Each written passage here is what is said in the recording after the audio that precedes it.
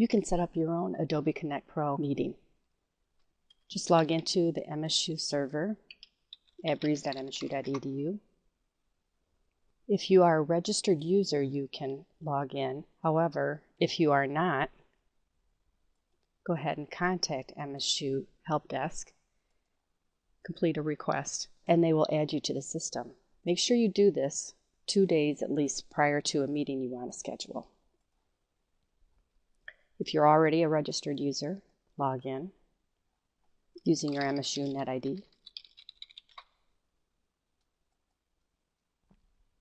And this is the interface you'll see. Create your first meeting here. Go ahead and create a meeting with a name that you'll remember.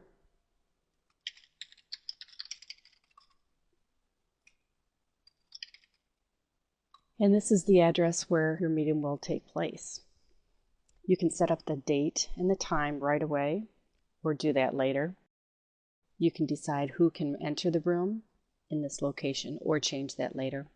I like to usually keep my meetings open for anyone who has the address, which is okay unless it's something really private. If you are going to have a lot of people meeting and talking at one time, you may want to set up an AT&T conference call through MSU's AT&T conferencing system. But for the most part, if it's just 1 or 2 people talking at a time or presenting to a group, you can just use the Connect Pro audio system. There are some other features you can set up at this time, including adding members. These are all the registered users that are already on the system. You can search for someone using their first or last name. So I'll add a colleague right now to show you how that's done.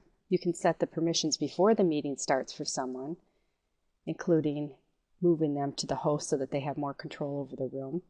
Students cannot be made hosts, and people who do not work at MSU cannot be made hosts and won't be found in this system.